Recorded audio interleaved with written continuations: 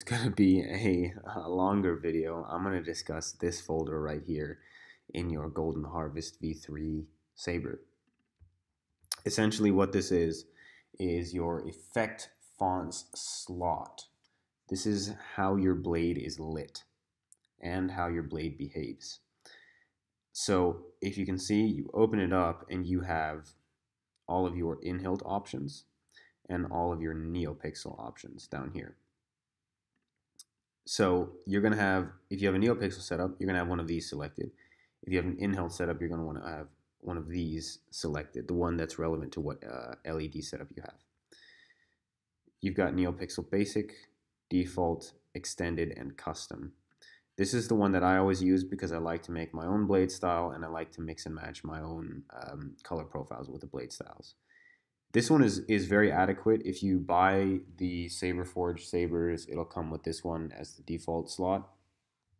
And it's great. It has, I think, like over 100 options for what you can mix and match in terms of blade styles. However, I was not satisfied because I am somewhat of a perfectionist. So I like to make my own, which some of these blade styles are in here. But again, I like to make my own, which I will also go into explaining in this video, which is why it will be so long. All of my own blade styles, if you don't want to make your own, don't want to learn how to do that, which is totally fine. All of my blade styles will be made available through the Google Drive folder that is provided in the description of all of these videos. Right, so you're going to go into one of these slot folders, and this is where you can really start playing.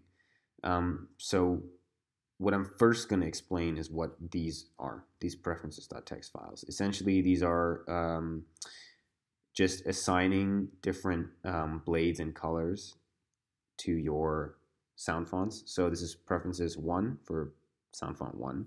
If I open this up and show you, it basically says it's going to be on blade profile 2. Within that blade profile, I want it to be on color profile 3, and within that blade profile, I want it to be on the on top effect number 1. I don't have accent LEDs, but if you did, these would also be changing, depending on if you had them or not. Mine doesn't, so it doesn't matter, but this is how you would change the crystal or the accent LED behavior depending on individual sound fonts. That's where you would do this here, similarly to the blade. But yeah, so that's how you do that. The great thing about the Golden Harvest is that you do not need these files. You don't need a preferences.txt file because all of the changes that you make on the fly from every sound font, every blade, and every color is accessible. And those changes will be remembered by the board even if you reboot it. So unlike CFX, where if you say you go into spectrum mode, you change the color, you change the blade style, it will remember that if you ignite and retract the saber, but once you leave that sound font and move on to the next one, if you come back to the one that you made the changes to, it will not have remembered that. And it also will not have remembered those changes if you reboot the board. With Golden Harvest, it does remember that, and it actually goes ahead and creates this file for you, or it rewrites this file for you if you change that on the fly, which is really awesome because it saves you so much time. You don't have to go and make these files, which is really cool. So these were actually all created by me on the fly through the Saber instead of manually through the SD card. Right, so again, all of these blade styles are available through the Google Drive, but I'm going to explain what you see and what's relevant for when you open this up. So let's go on to one of the more basic blades. So all of these are relatively basic. They just have a flicker or a pulse. And that's because they are your classic blades. So this is coded from the classic 1 through 6 blades that you're going to see on the normal NeoPixel setup. So as you can see, there's colors 1 through 12 right here. The great thing about this is that these colors are only relevant to this blade style here, which means every blade style can have its own set of 12 colors or more. I just have 12 because that's the default, but if you wanted to, you could just go ahead and make another color. And if you wanted to, I can rename this color 13. And then this blade style has 13 colors. It's that easy.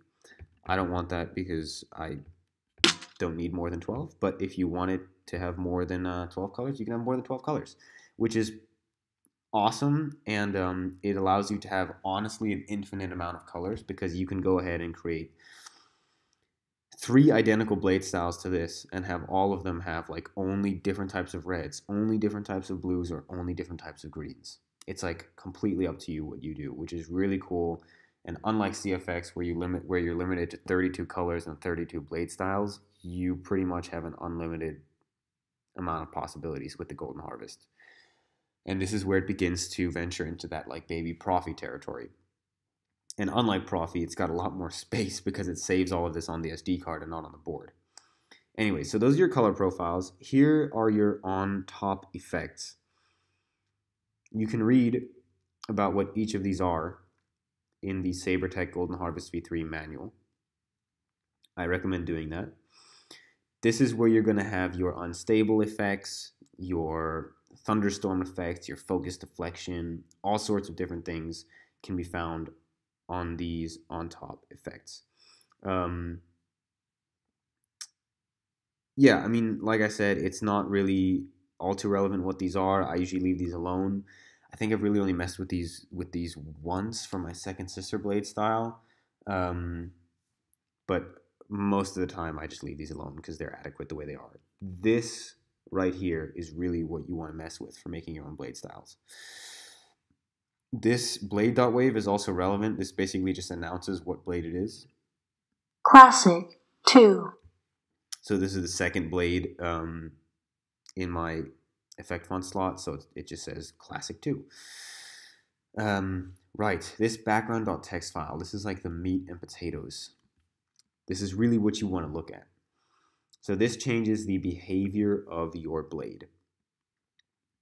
As you can see, it changes the behavior for the ignition, for the blade itself when it's on idle hum, for the clash, for the stab, for the swing, for the lockup, for the blaster block, it's all here, and the force push. You can change the behavior of each of those elements of the blade behavior individually, which is really quite nice. So if you wanted a flickering ignition, as I have,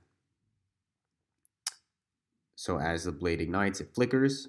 It's like this unstable ignition. You can have that. Then it will go from there into the basic effects. I have nothing running here because this is just on. It's just a solid blade, so there's no flicker and no pulse. Right, I need to get back to the ignition in a second. But yeah, that's where you would change this. You can read what each of these parameters does in the Golden Harvest V3 user manual, which again, I recommend you having a read through. You don't need to read the entire thing. If you just want to know what one of these parameters does, I recommend you open up the PDF. You press Command F, type in the name of the parameter and read what it does, and then change it according to what you want to happen. Again, if you don't want to do that, I have a ton of blade styles available through the Google Drive folder, and I'll be dropping in more blade styles as I make them. So just keep an eye out on that folder. Maybe you see one you like, and yeah, so that's pretty cool.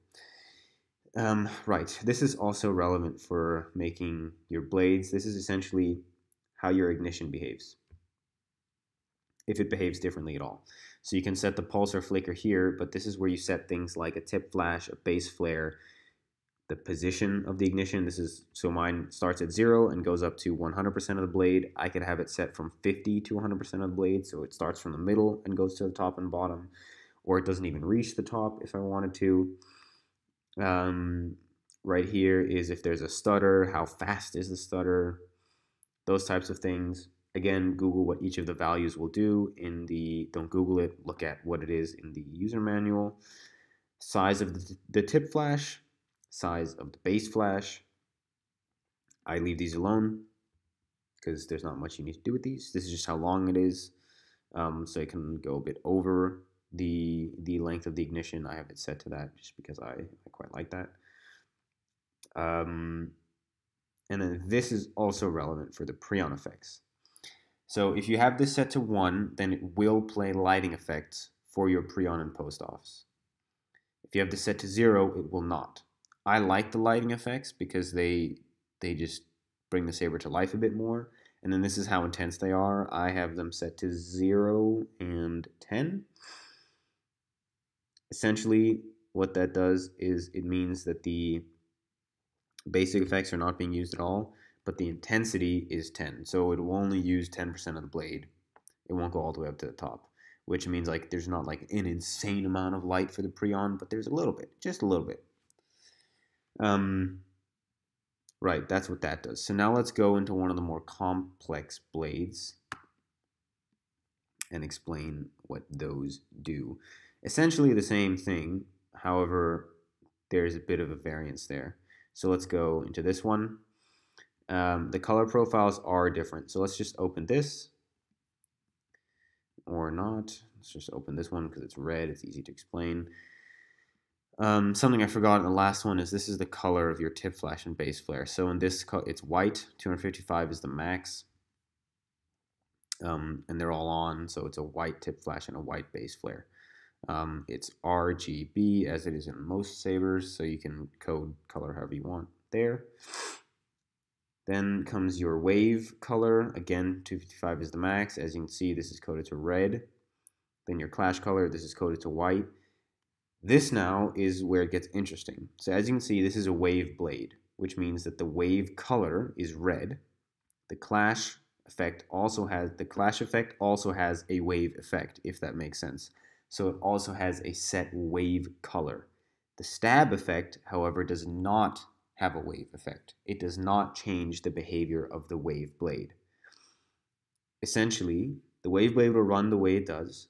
When I clash, the wave behavior will change. It will either generate more waves at a quicker speed or less waves or different kinds of waves. If I stab, however, it will not change the behavior of the wave blade.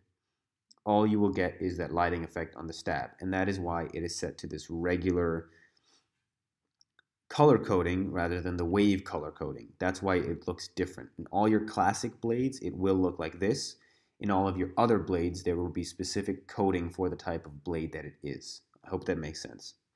But it works the same way, except that 1023 is the max, but it's still RGB, so this is still set to white. This is just your blade power. I always have this set to the max. Swing, lock up, blaster block, melt, and force push. Right, and it works the same in the background.txt file. So if I go to the background.txt, you can see here that there's an ignition wave effect that you can change. Again, all of this is the same. The size of the tip flash, the size of the base flash, as I explained previously. But then as you move down, you have the idle hum wave effect, the clash wave effect, and this is where you can change the behavior of the clash wave and the hum wave. And then if you move on again, as you can see here, the stab effect is set to normal. It has the normal flicker and pulse instead of the wave options. That is because, as you saw in the color profile, there is no wave effect on the stab function. And that is why it is set the way it is. Right, again, if you want to know what each of these does, please go, I have a low battery, please go to the SaberTech user manual and read what each of the parameters do and set it that way. That is essentially your blade styles explained. I hope that makes sense. I know it can be a little bit confusing, but it is what it is. The user manual is your friend. Read it. If you don't want to, then feel free to use my blade styles, or feel free to just use the ones that are set on the saber you have. They're also really good.